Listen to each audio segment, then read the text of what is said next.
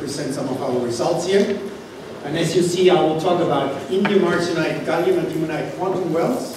This is a very particular material system, so I will start out by telling you what this is about, why it's interesting.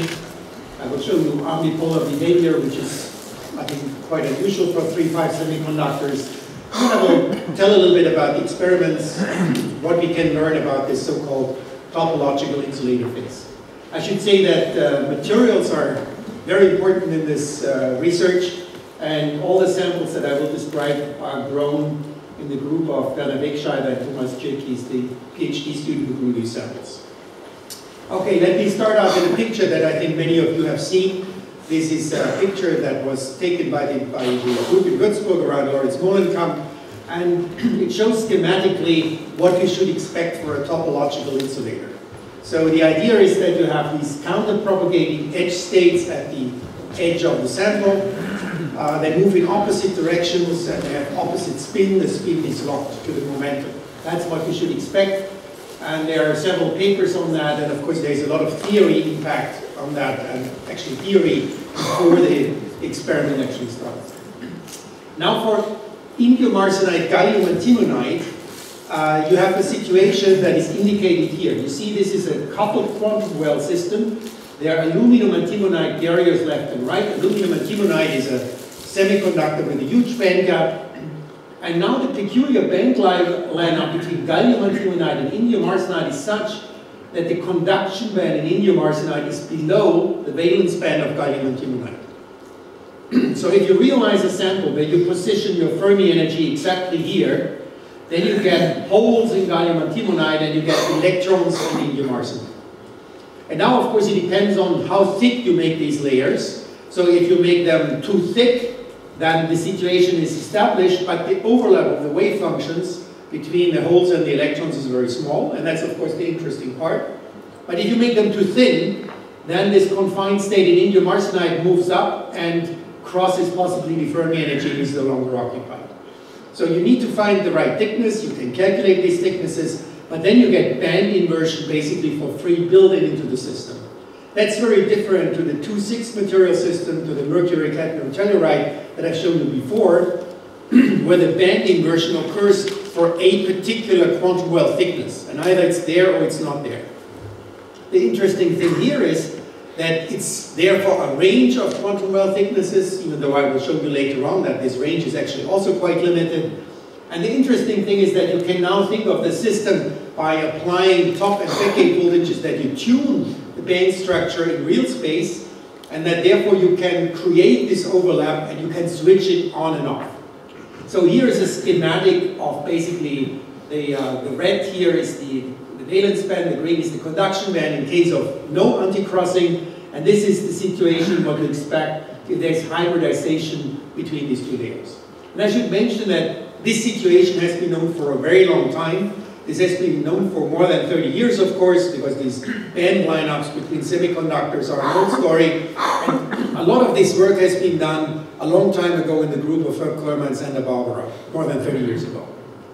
So here is a theory paper from 1985 where this situation was actually calculated. So this was before the time of topological insulators. And what you see here are various alignments of these two bands in the indium arsenide and the gallium antimonide. And the parameter that is changed here is the vertical electric field. So how much voltage you apply between your top and your backgate voltage. And you see you can go from a situation where the conduction band and the valence band are completely decoupled, and you have a pretty standard insulator if you put your Fermi level in here.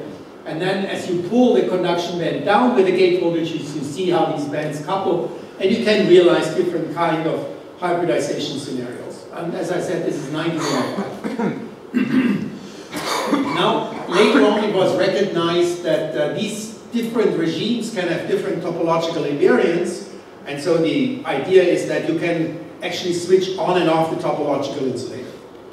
Now, let me show you some old data. As I said, the data goes back to the 1980s, and in particular, I show you here some data from the group around Mike Pepper from 1998.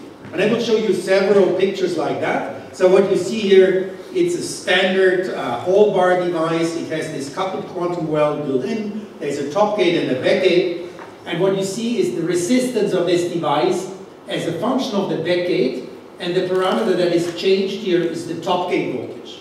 Again, in the inset you see the schematic band lineup, and the quantum well structure is indicated here in the lower left. So what is happening here?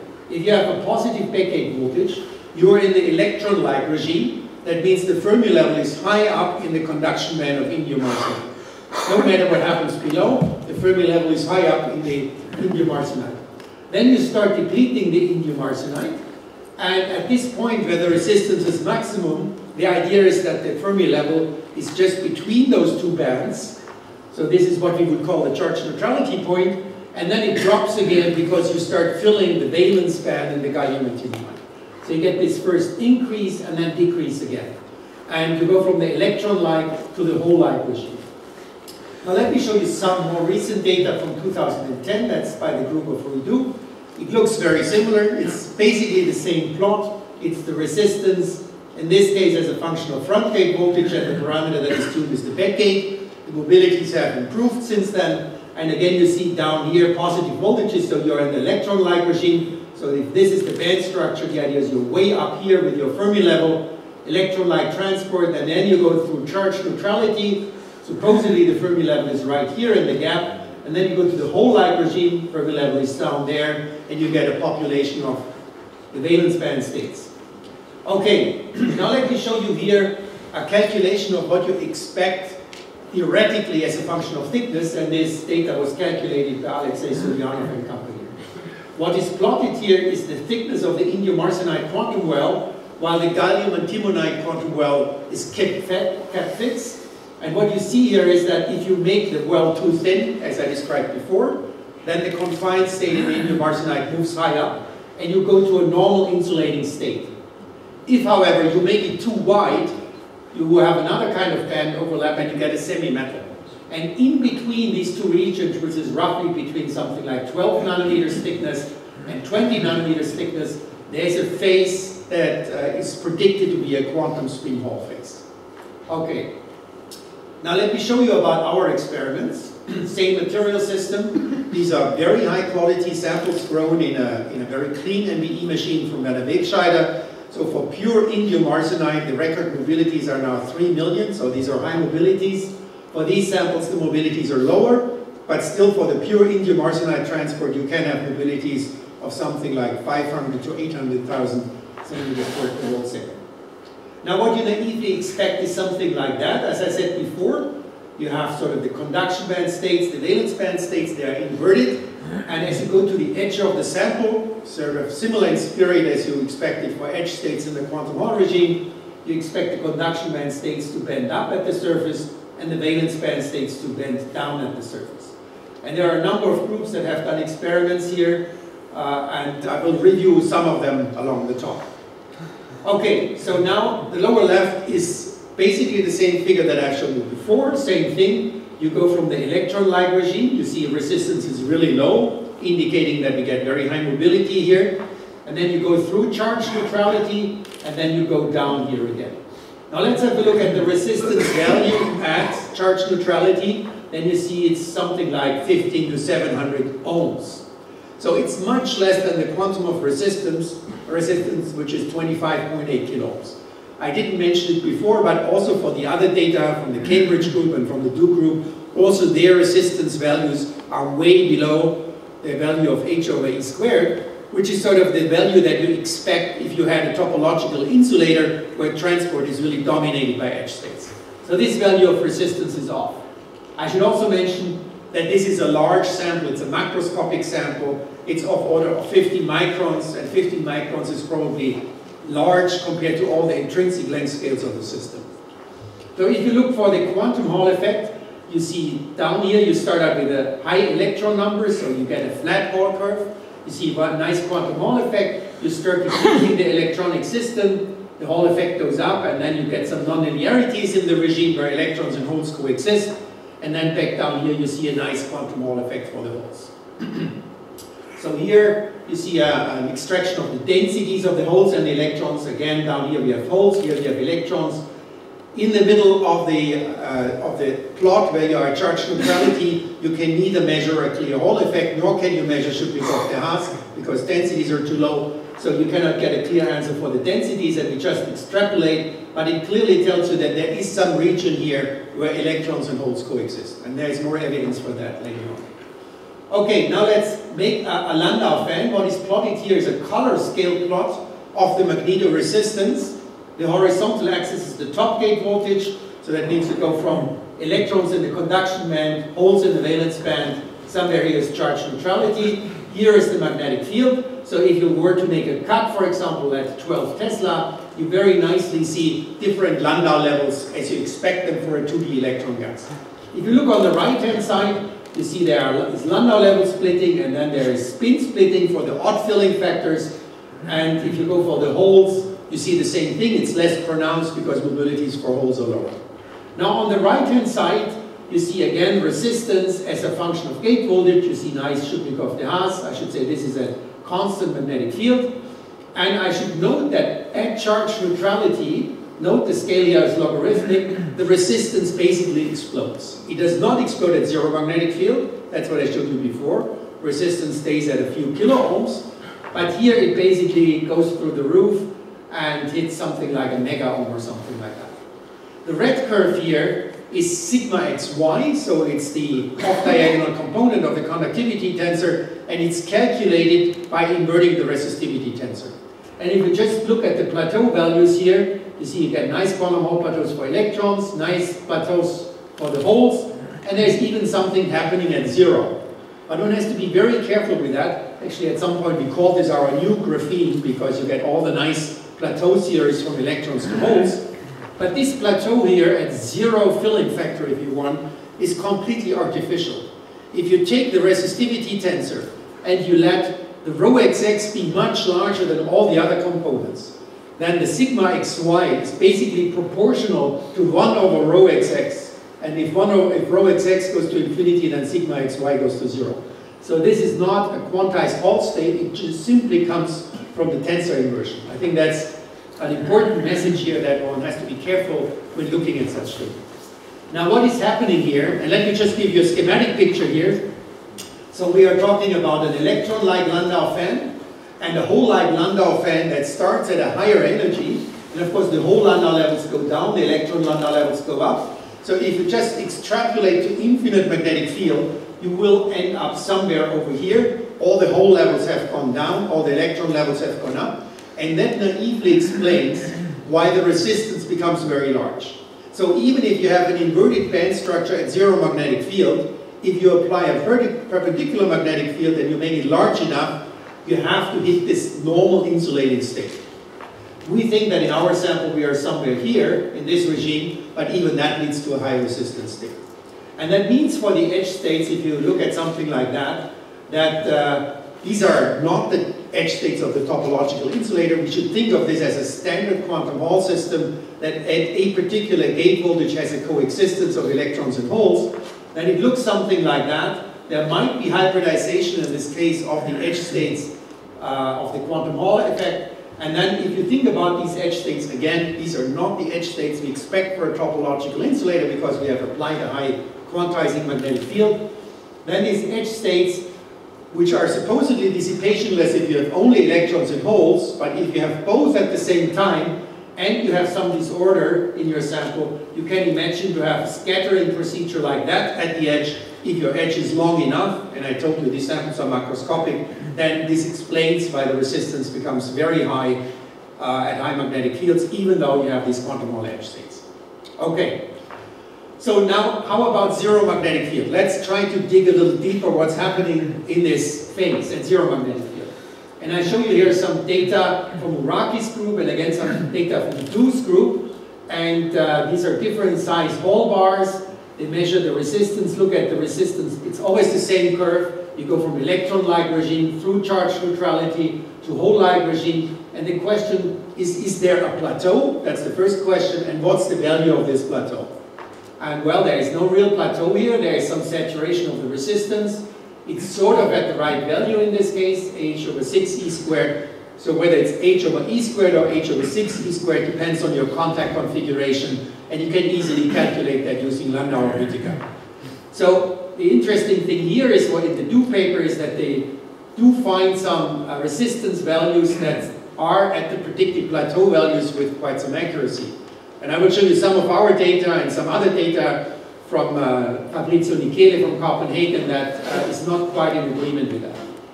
So how precise and reproducible are these plateaus? Is the resistance really quantized? What are the length scales? What are the scattering mechanisms? And what is happening to bulk in edge conduction? I think we have been pleased with the quantum Hall effect where bulk conduction can really be neglected, but in these samples, even the very best ones, bulk conduction always plays a role. Okay, so one thing we did is, the first thing is we made our samples more dirty. And the reason for that is that you expect that if you put more impurities in your sample, that could possibly localize carriers in the bulk. That's a suspicion. I think we don't have an experimental proof for that. So what you see here are two curves. Again, the same thing, resistance or as a function of gate voltage. You go from electron-like regime through charge neutrality to hole. Note here the logarithmic scale. And this is a good sample, which has a good gallium source in the MBE of Werner Wegscheider. Electromobilities are a few 100,000. And then you take an impure gallium source, and mobilities drop dramatically by something like 2 orders of magnitude. So in the following, I will talk about this sample. This sample I showed you, there's a very nice quantum Hall effect. We can understand a lot of details. If we try to measure the plateau value of the resistance, it's completely off. And if we measure something that should be non-local, I will come back to that later on, there is no non-local signal, which is what you expect for edge transport. Now we'll talk about this sample, which is not as clean and has lower mobilities, but is nominally the same as the other one, has exactly the same layer sequence, just more impurities in the system. So what you see here, let's start with a macroscopic sample. Again, same thing, resistance versus gate voltage. You go from electron-like to hole-like system, and the resistance really gets very large here. It goes beyond 10 mega ohms. So that's actually a good sign, because that means that the bulk can be very insulating in principle for large samples. Now if you go to a smaller sample, 5 by 10 microns, same thing, you go from electron-like regime, you go through something which might look something like a plateau. Note the number, it's 120 kilo ohms, so it's still about 10 times higher than h over e squares, and then it goes down to the hole-like regime. If you make an even smaller sample, 2 by 5 microns, again, you go from the electron-like regime, you go to something that looks like a plateau, it saturates, and it reaches a value which is, depending on sample, not so far off from the predicted value. So as a function of sample size, there's a development of the resistance itself and how it looks like as a function of gate voltage. So now, let's try to do some nonlinear and non-local transport experiments. So here, this is a 2-terminal experiment. Here, the current flows along the hall bar, here 2, and we measure all the different voltage contributions. So now let's do something which is more local and non-local. So here, again, you compare the voltage drop on top and on bottom. It tells you that the sample is really homogeneous. That's one of the small samples. This is the predicted resistance value. This is what you see in experiment. And now we go to non-local configurations. For example, on the upper left, we pass the current along this corner of the sample, and if you look, for example, for this voltage down there, it should be ideally 0, because it probes a potential difference far away from where the current flows. So if you look at what happens here, the current in the electron-like regime is truly 0. This is what you expect, because if the Fermi level is way in the conduction band, it's a standard diffusive conductor. There should be no non-local signal. And then the non-local signal picks up. So the red curve is the local signal, this one is the non-local signal, and it hits a value which is maybe 70% or so of what you expect.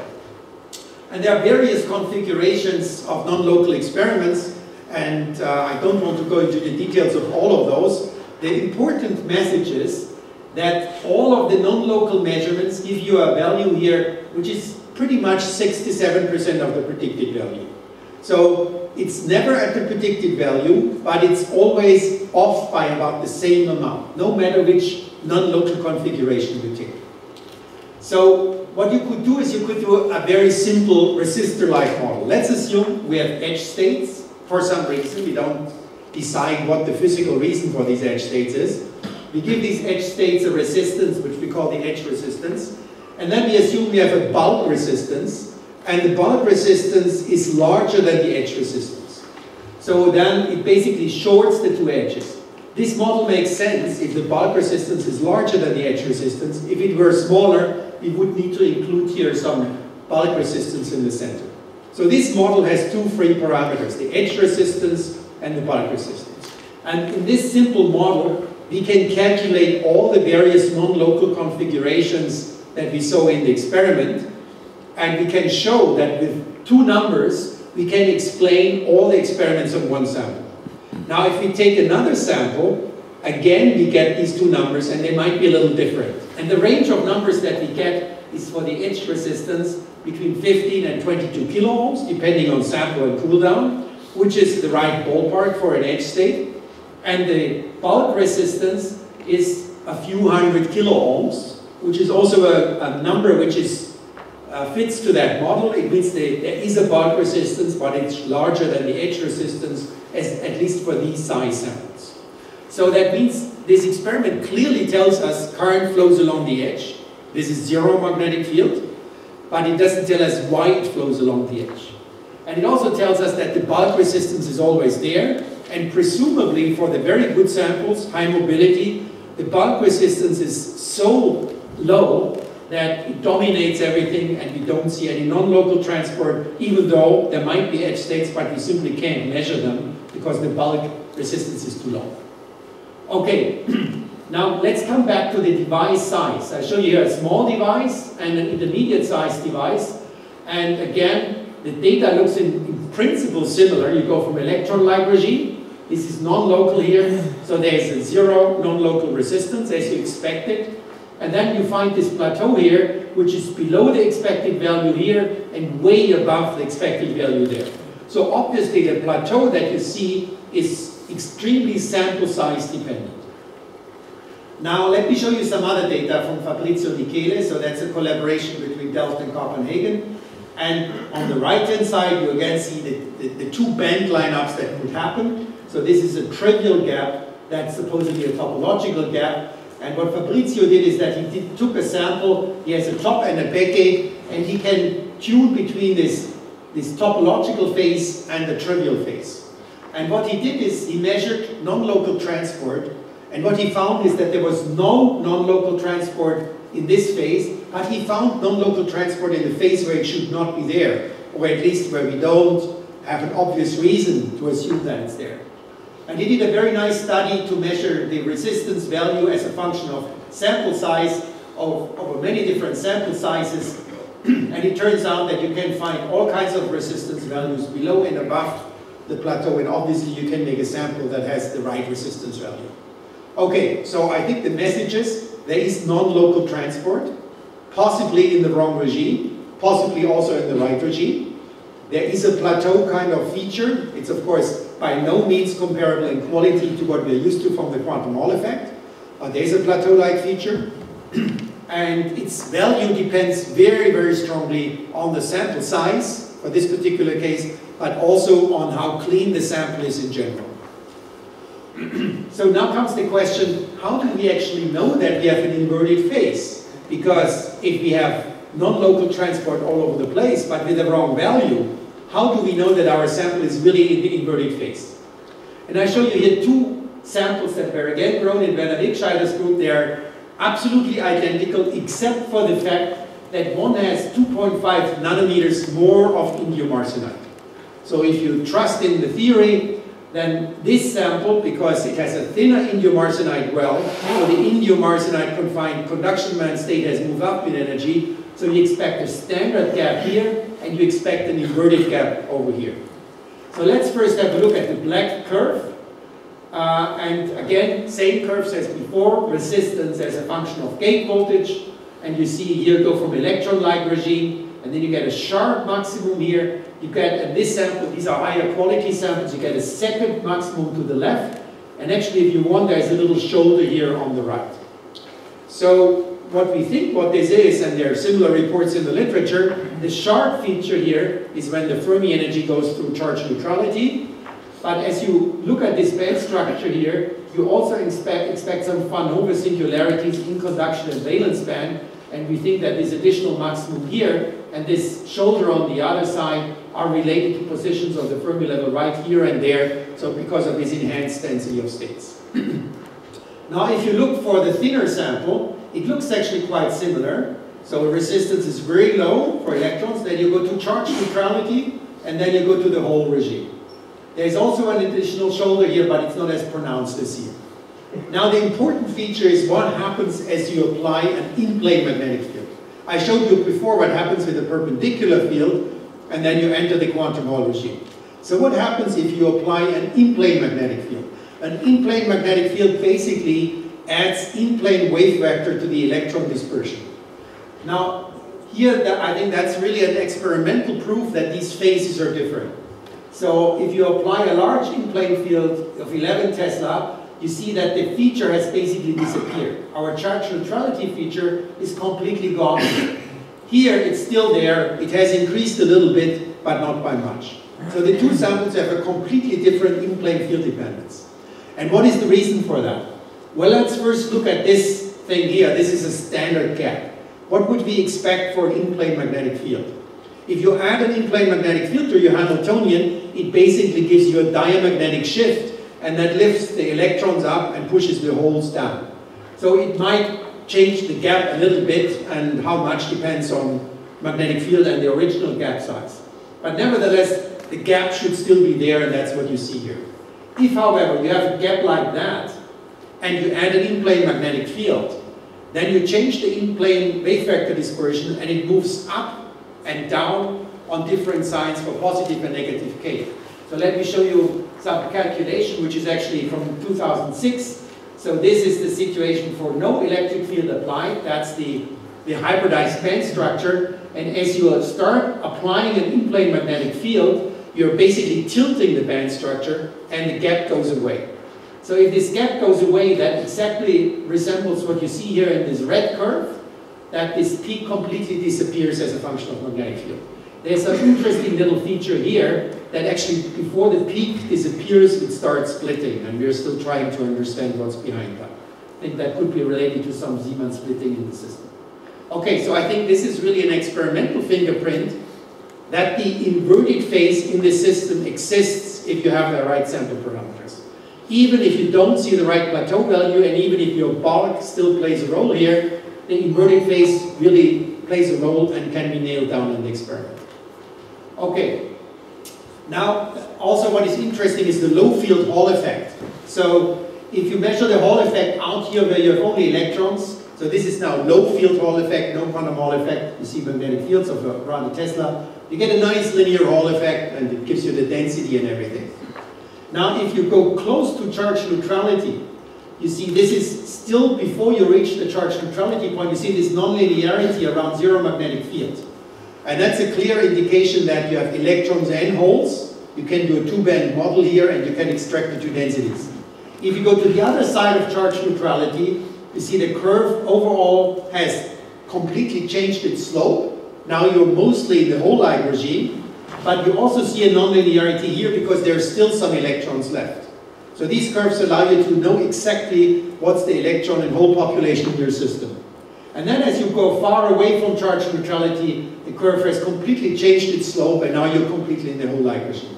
I think this itself makes this material system interesting because you can play with this electron-hole system, even though the edge states are maybe not as developed as we think they are. Now, what is very interesting is now what happens if you go to the quantum Hall regime. And now I'm comparing the two samples, same thing again. This is the thin sample, where we are supposedly in a standard gap situation, and this is the thicker sample, where we have an inverted gap. And we think that we have proven the inverted gap situation with this in-plane field dependence. And actually we have seen that on several wafers, so we have more samples, also even thicker ones, so there's some consistency in that. So let's look first at the non-inverted sample, where you see, I'm sorry for the color code here, so you see Landau levels here on the right, electron-like Landau levels, You see large gaps and small gaps, and this is the standard Landau gaps and Zeeman gaps that we're used to from a 2D electron gas. And here's charge neutrality, where resistance gets very high, and then we cross over to the hole regime, and again we see electrons and holes. Now if you go to the inverted sample, it basically looks the same. So you see also electron-like Landau levels, you see hole-like Landau levels, you see Zeeman gaps, but you see a lot of gaps that change in size as a function of magnetic field. And in the next figure, I show you a little blow-up of this region over here. So this is a finite gate voltage range and a finite magnetic field range somewhere here. And you see that if you go along one of those lines, one line means constant electron filling factor in our system. Let me remind you that in this regime we are far away from charge neutrality. So there is no hole occupation anymore, it's just electron occupation. But nevertheless, if you just take the color code, you can see there's a large gap, the gap narrows down, and then it opens up again. Or that happens for the odd gaps as it does for the even gaps. So what is the reason for that? Why is this Landau fan so unusual? And we got some help from our theory friends, Matthias Treuer and Alexei Shulyanov. And what you see here are calculated Landau level dispersions for the situation of the non-inverted and the inverted phase. Let's start with the lower picture. That's a standard gap situation. And you see the hole-like Landau levels going down, electron-like Landau levels going up. You see the large gaps, which are Zeeman gaps, and you see the, which are Landau gaps, and the smaller gaps, which are Zeeman gaps. Standard picture that you expect for such a situation. Now here you see the inverted situation, and you see how the electron-like Landau levels anti-cross with the hole-like Landau levels. So all of these levels, they try to cross the gap, but they can't. And so there is a lot of crossing and anti-crossing. And basically what that means is that all the gaps become much, much smaller than they should be compared to what you expect for the effective mass of indium arsenide and the G factor of indium arsenide. So if you're out there in the conduction band, you see here there are huge gaps, and here there are a lot of small gaps, even if you're clearly in the conduction band and even if you are far away from charge neutrality. So that explains qualitatively what's going on. So let me also give you some numbers here. So here we actually did experiments on measuring these gaps. So you basically measure the resistance as a function of temperature, then you do an Arrhenius plot and you get some activated behavior. And the gaps that we found are outlined here. So you see you get a small gap. Of course, if you were a Landau gap, you expect it to grow with magnetic field. But it first gets a value larger and then it shrinks in its value. But the more important thing is how big are these numbers? They are like tenths of micro electron volts. They are very small gaps. That means you need a very good sample to see that.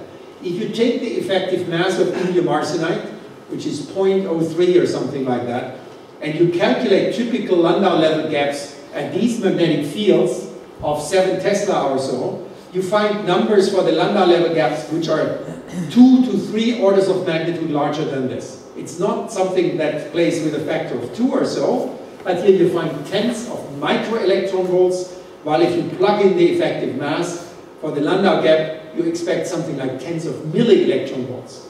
And that tells you that this entire Landau level spectrum has been completely squeezed because of this anti-crossing. And this anti-crossing occurs because you have this enormously strong spin-orbit interaction, in particular in the valence band of gallium antimonide. So this makes this system interesting because now you can basically use the strong spin-orbit interaction of the holes in gallium antimonide to completely change your spectrum for the electrons, even if the valence band is not occupied anymore. And I think this offers a lot of perspectives for spin manipulation. You can basically now try to switch on and off the spin-orbit interaction, but not in a Rashba kind of sense, where you do it with an electric field, but by wave function overlap between electron and hole system. Okay, let me just mention something about strain. We are all used to forget strain in 3-5 semiconductors because gallium arsenide is a lattice-matched system. This system is almost lattice-matched. Here are the numbers for the lattice constants. But still, if you look, for example, so we have always aluminum and antimonide barriers. We need them because they are the only ones that can confine properly. But even if you compare gallium antimonide and indium arsenide, you see the lattice constant differs by about 1% or so. And that's significant. Even more, sometimes these samples are grown on gallium arsenide substrates where the lattice mismatch is 6%. So we did a simple experiment where we glued the sample on a piezo that allows us to compress and elongate it. And let me just give you a very quick picture. So here are Shubnikov-de-Haas oscillations for different strains on the sample. There is a small effect, but a measurable effect, how the density varies with strain. And this you can relate to how the band structure changes with strain. And that is important because here is a calculation again of how the band structure looks like if you put in a little bit of strain for the indium arsenide, which is unavoidable because the two materials have a different lattice constant. And already this little bit of strain basically closes the gap. So if you have a sample like that, then you're quickly going from a topological insulator phase to a semi-metallic phase. And it's very important to keep that in mind. I think we can deal with that and we can handle it. But it's important to note that small amounts of stress have an important effect on the band structure. Let me also give you some outlook how we could handle these edge states wherever they come from and whatever their physical origin is. What one could do is one could make a sample where one gates the entire edge of the sample. Maybe one cannot gate this edge state of whatever origin it is, but one can separate it from the bulk. And then if you make a sample like that, it should be possible to really attack what's going on in the bulk and really get access to this topological gap. Okay, let me conclude here. I showed you some experiments in the quantum Hall regime, which I think are interesting by themselves. I think it's important that at zero magnetic field, we find that there are edge states, there are plateaus, but their magnitude is sample size dependent. And I think if we play with the indium arsenide, we can really have evidence for the inverted gap. And playing with the spin-orbit interaction in this system, I think, makes it very interesting. Thank you for your attention. Technical questions related, and maybe better if you show this picture when you discuss when you show several peaks and relate them with Van Hoff singularities. So the first question is surprising for me that the peak can be related with Van Hoff singularity when you have maximum density of state. Maybe it's better to say that Fermi velocity is 0, but the maximum density of state should give you less dip in resistivity, not peak. And second, about this green curve, that the Van Hoff singularity that in between, when you have two peaks, it is stronger. So why you associate it with this Van Hoff singularity but not with the upper one? Okay, thanks for the question. Maybe I was a little short on that. Of course, in principle, you expect two Van Hoff singularities in the conduction band and in the valence band. So which one of those gives rise to which peak, we don't know. We just associate the additional peaks with the additional, that we call it, the modulated density of states in the conduction and the valence band. Are you happy with that one? No, okay. So we cannot specifically say in the experiment which one is which. We did a simulation, and based on the simulation, we came to this conclusion. No, okay, it's easy. So my question or comment was that it's easy to check the simulation, and the question also about the height of this peak. Is it related to the height of central peak? Is it related, you think, with temperature, or it's in homogeneity? So, of course, we did a temperature dependence of this peak. It does depend on temperature. It increases as you cool down, but in both cases, the effect is small. So you increase it by changing the temperature by an order of magnitude. It changes maybe by a factor of 2 or 3. So if you want, you can do some activated transport and get some energy out of that. I'm not sure how useful that is if the change is small. So it's consistent with insulating behavior, I should say. Extracting numbers is hard. Okay. And the last shot, so about asymmetry. At the right and at the left, why so large difference on the left plot? And many plots you have shown. I mean, the parameters of Fermi surface, Fermi velocities should be similar for Hall and electron Fermi surfaces, not two order of magnitudes. What is the reason? I think the beautiful thing is in the system that the effective masses for electrons and holes are very different, and the electron mobilities and hole mobilities are very different. And they can be different the mobility is by 2 orders of magnitude, the mass is by 1 order of magnitude. And that explains why the resistance here is much higher than here. So if you are away from charge neutrality, we understand what's going on. Fermi velocity. Not Fermi velocity, because Fermi velocity... Impurity is not part. Impurity of Fermi velocity, or what is the effective mass is different. So you're right about the Fermi velocity. So the Fermi wavelength is the same, but the Fermi velocity is not the same. Apart from conductance quantization at 0p and existence of non-local resistance, there is another effect which can serve as an evidence for H-state transport. I mean, a small magnetic field, perpendicular field, considerably suppresses conductivity. It was observed in mercury telluride quantum wells. Did you observe this in your samples? So do you mean something like weak localization, or what are you talking about? No, the nature of this phenomenon is not clearly understood. But so it is, if you take even small fields, about 10 or 100 millitesla, the conductivity is very strongly suppressed by this field. So this was observed in mercury telluride quantum wells. So we have no systematic study on that. The thing is, there are many features here which are sample dependent. So also the magnitude of this peak here is qualitatively the same if you take another sample from the same wafer, but quantitatively it could be different. Also, our low magnetic field dependence depends a little bit on the sample that you look at. So I'm not exactly sure what I should look for. Does it drop by a factor of 10 or 2 or? Between 2 and 10. Okay. And second question, when you heavily dope the bulk by impurities, do you expect a strong leakage between edge and bulk states? And how can this affect experimental data? So this question, how to influence the conductivity of the bulk, I think is a tricky one. And I think it's very similar in the real quantum Hall effect. And it also appears, for example, for bilayer graphene, where you also open gaps. I think making samples cleaner and cleaner is not the way to go, because people think that at some point hopping transport takes over.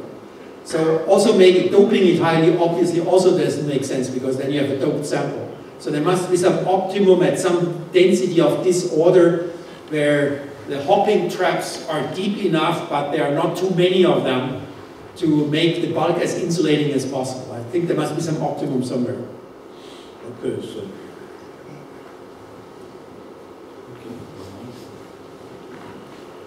There's a question over here. Yeah.